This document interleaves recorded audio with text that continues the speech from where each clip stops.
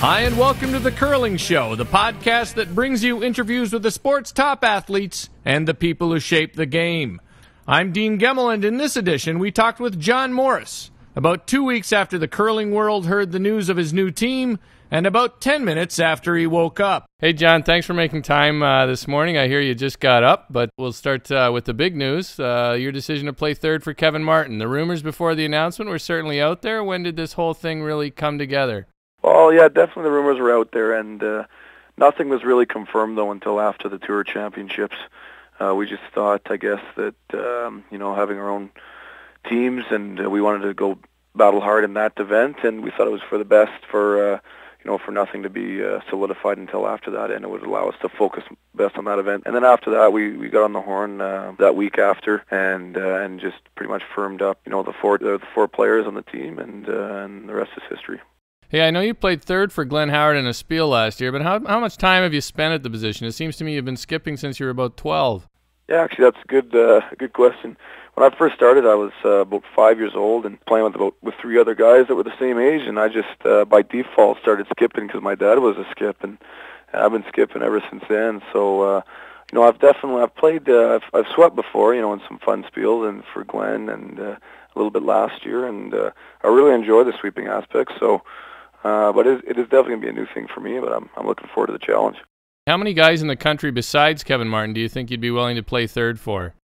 I don't know. I've never really thought about it. I just know that Kevin is probably one of the, if not the best, one of the best, true players in our game. And I know that he has a heck of a lot of talent, and I know he calls a great game, and we've knocked heads a lot, and I know this year he's probably played about 98 against us in the 5 games he's played against us. So, I just thought that teaming up with Kev would probably give our team the best chance at being the best out there.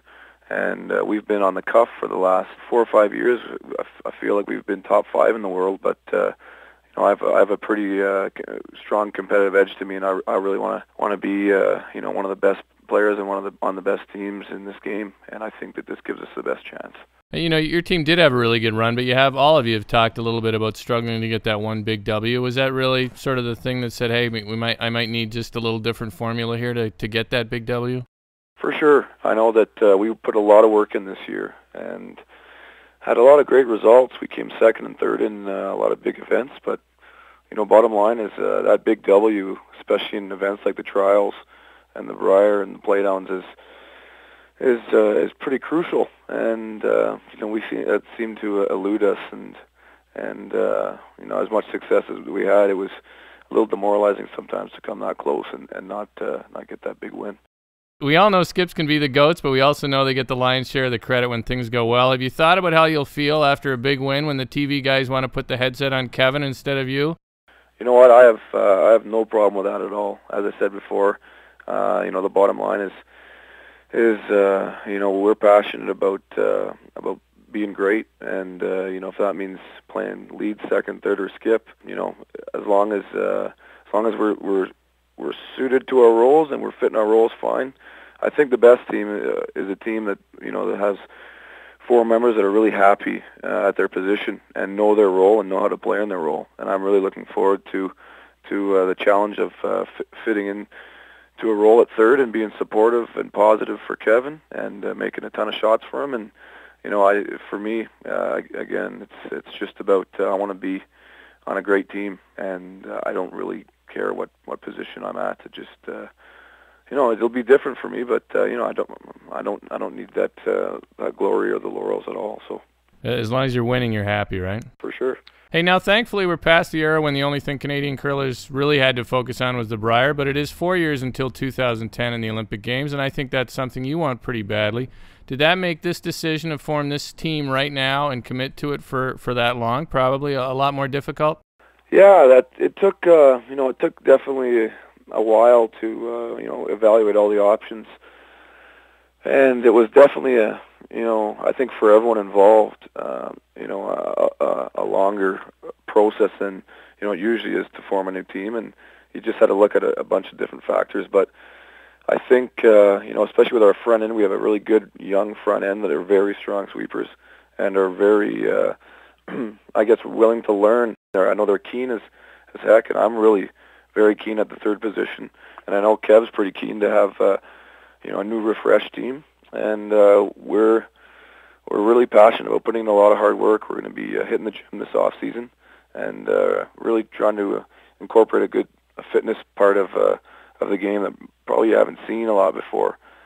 For myself and Mark and Ben, we all consider ourselves, pretty good athletes. I know Ben's played football before, same with Mark, and I've played a lot of baseball, and it's, we just want to incorporate a bit more athleticism into the game and really, put a lot of work into the game and see where that can take us.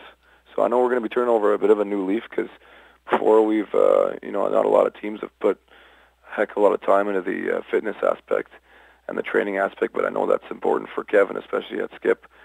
And, we're really looking forward to that. Did hearing about Brad Guscio and his fitness regime inform that decision a little bit? Yeah, I know that they put in a lot of work as far as, staying on a pretty strict training regime. And I think it's more like, you look at golf and you see Tiger Woods out there, and he sort of changed the face of the game when he started including fitness into his routine. And I just think that, especially after, having a kidney degree and realizing how important fitness is, not just for your physical ability, but also for your overall mental well-being, and it puts you into a bit of a better mental state. So, I just, my goal since I was a kid is to win that Olympic gold, and that's something that I want to do before, I retire from curling. And it's time to really, take some measures that are going to give you that best chance, and maybe we haven't done that as much as we could have in the past, and I think that's something we're really going to start focusing on. So now you still plan to have some fun at events, though? Oh, for sure. I think our rule, or one of the things that we've talked about is, let's have fun after we, either win the event or after the event's over. And, while the event's going on, we're probably going to be a little more serious than we have in the past, and really focus on buckling down and getting those W's. So, and I think, that's maybe sort of treat it more like any other professional sport out there. And I know in any other sport, athletes like to have fun, but they usually do it after, when they have a couple of days off. So, we, as young guys, we all enjoy having a good time. But I think we're just going to have to, hopefully it'll come after a win in the event rather than, after you qualify or something like that. I think that commitment and seriousness is good to hear, actually, because I think you're right. Other sports, you've seen that happen, where you see that happen in golf, where guys are taking better care of themselves. And as they've done that, the popularity of golf has increased. So in terms of curling, I think it helps make other people realize that the sport is for real athletes. I think curling has got, in the past, a bit of a bad rap. Nothing against the veteran curlers out there, but just for people I've talked to that don't really curl, they sort of consider curling.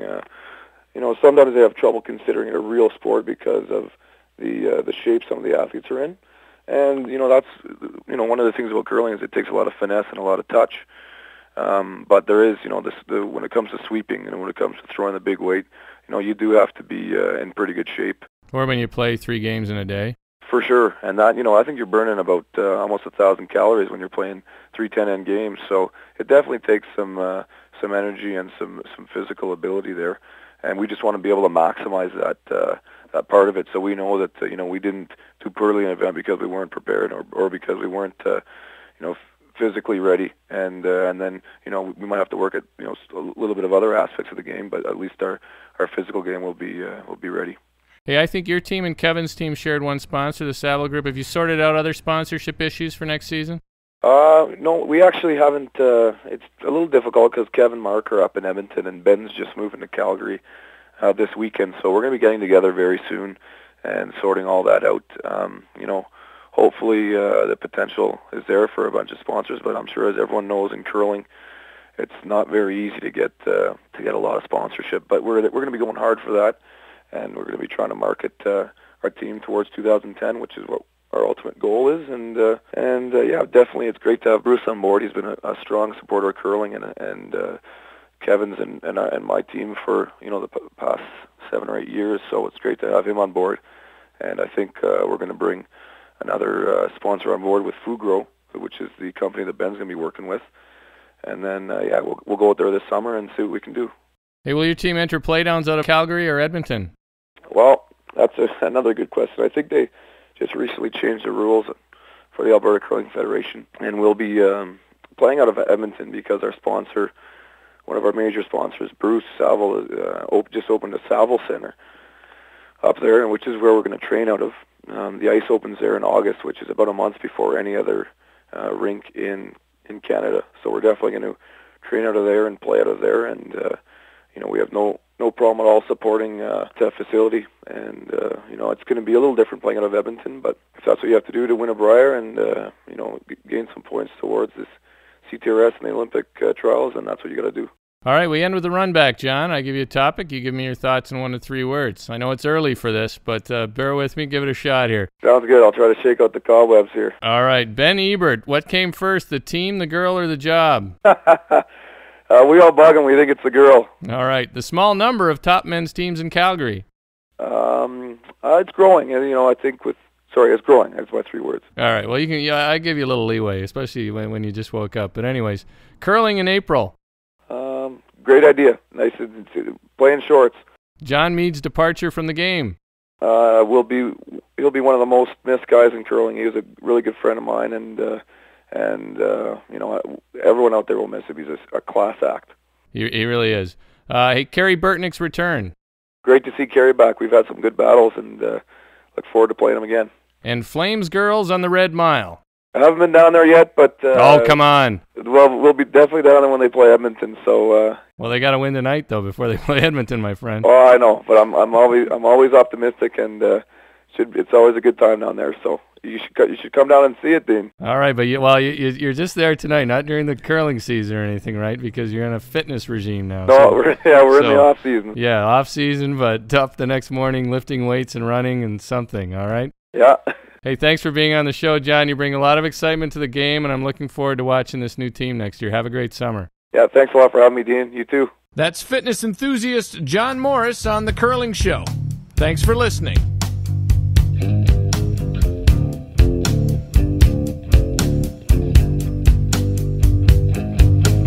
Don't you know it's hard for me to see things that I cannot find? How can I tell if it's a dream or just all in my mind?